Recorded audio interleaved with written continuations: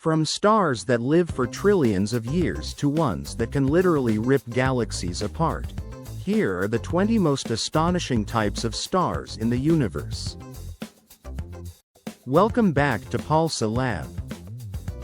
Today we're diving into the incredible types of stars that fill the cosmos, from tiny, long-lived red dwarfs to monsters that end in supernovae and black holes. Stick around. Some of these are beautiful, some are terrifying, and a few are things scientists still won't stop arguing about. Roadmap: we'll move from the smallest and slowest burning to the most massive and explosive. I'll also point out which ones might host life, which ones could threaten planets, and which are pure mystery. Red dwarfs are the universe's workhorses, about 75% of all stars. They're small, dim, and cool, with surface temperatures around 2,500 to 3,500 Kelvin and masses between 8% and 50% of the Sun. Because they burn hydrogen so slowly, some red dwarfs can live for more than 1 trillion years. That's far longer than the 13.8 billion year age of the universe, so none have died yet. Orange dwarfs, or K-type stars, sit between red dwarfs and Sun-like stars. They run 3,500 to 5,000 Kelvin and are about 60 to 80% of the Sun's mass. They flare less than red dwarfs and can live 15 to 30 billion years. A long, stable window where life could emerge on nearby planets. Yellow dwarf, Sun, yellow dwarfs or G-type stars. Our Sun is one. They're roughly 5,000 to 6,000 Kelvin and live about 10 billion years. Fun fact: the yellow sun we see from Earth is actually white in space. Our Sun is about 4.6 billion years old, so it's roughly halfway through its life. White dwarfs are dead star cores, about the size of Earth but with the Sun's mass. A teaspoon of white dwarf material would weigh roughly 5.5 tons on Earth. They don't fuse. They just glow and cool for billions of years. Blue dwarf, theoretical. Blue dwarfs are theoretical. In the very far future, some red dwarfs might heat up and shift from red to blue instead of puffing up. We haven't seen any yet, but scientists call these potential blue dwarfs one of space's quiet mysteries. Failed star tease, transition. But what happens when a star fails at its only job? Meet the failed stars, the brown dwarfs. Brown dwarfs form like stars but never gained enough mass to fuse hydrogen. They're between big gas giants and the smallest stars, about 13 to 80 times Jupiter's mass. They can fuse deuterium or lithium early on, but then cool and fade. Some are colder than planets. Subdwarf. Subdwarfs are old, metal-poor stars. Their outer layers are easier to see through, making them look brighter and bluer than they should.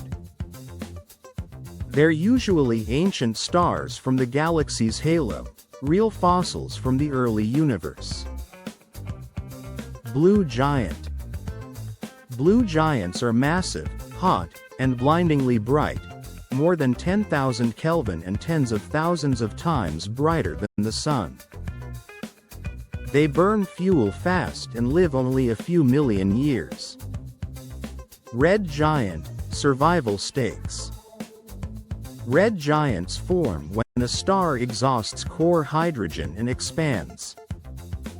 Their radius can swell tens or hundreds of times.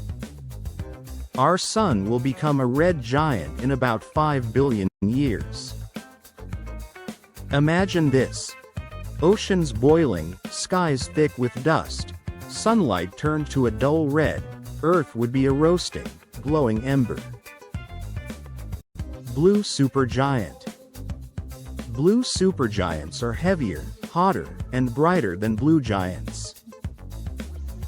They reach 10,000 to 50,000 Kelvin and shine hundreds of thousands of times brighter than the sun. They live only a few million years before exploding as supernovae.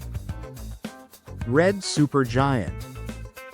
Red supergiants are the true giants in volume, some over 1,000 times the sun's radius. Betelgeuse is a famous example. Even with cool surfaces around 3,000 to 4,000 Kelvin, they're incredibly luminous because of size. They're unstable and primed for supernova. Hypergiant. Hypergiants are rare, monstrous stars, over 100 solar masses and shining millions of times brighter than the sun. They lose mass fast via powerful winds. UY Scuti is one red hypergiant example. These giants live short, violent lives. Wolf-Rayet. Wolf-Rayet stars have lost their hydrogen layers, revealing blazing helium cores. They can top 30,000 Kelvin or more and blast material into space at thousands of kilometers per second. Many are on the path to supernova or even hypernova. Neutron Star. After a massive star explodes, its core can compress into a neutron star. About 1.4 to 2.1 solar masses packed into approximately 20 kilometers ball. Gravity crushes atoms into neutrons. A teaspoon would weigh billions of tons. Pulsar. Pattern interrupt. Wait, it gets even weirder. Imagine a star that acts like a cosmic lighthouse. That's a pulsar, a spinning neutron star beaming radiation from its poles. If the beam crosses Earth, we get ultra-regular pulses. Some pulsars spin hundreds of times per second and are precise like atomic clocks. Magnetar, terrifying scale. Magnetars are neutron stars with insanely strong magnetic fields, up to a quadrillion times Earth's. They can flare with more energy than our sun produces in hundreds of thousands of years. In 2004, a flare from a magnetar disturbed Earth's ionosphere from 50,000 light-years away. If a magnetar appeared halfway to the moon, it would instantly strip the data from every credit card on Earth and dissolve your atoms.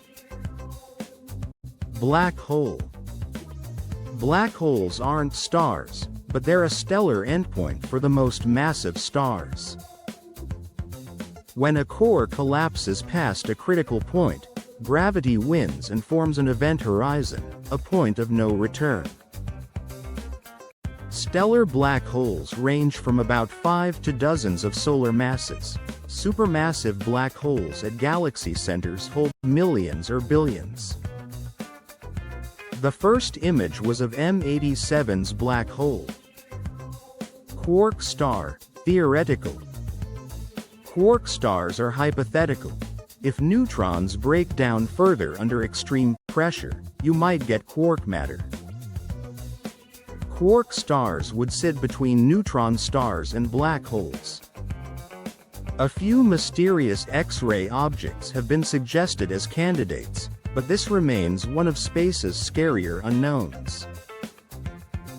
Recap and meaning: we just covered the main types of stars, from tiny, eternal red dwarfs to explosive hypergiants, and the strange remnants like neutron stars and black holes. Knowing these types of stars helps us understand where planets form, where life might arise, and how elements are forged and recycled across the cosmos. Call to action: if this blew your mind, hit like and subscribe. Tell us in the comments which of these types of stars you'd most want to see up close, or which one you think could wipe out life on Earth faster. Conclusion: stars make the universe what it is. These types of stars show how wild, beautiful, and dangerous space can be. Thanks for watching. See you in the next PalSaaLab deep dive.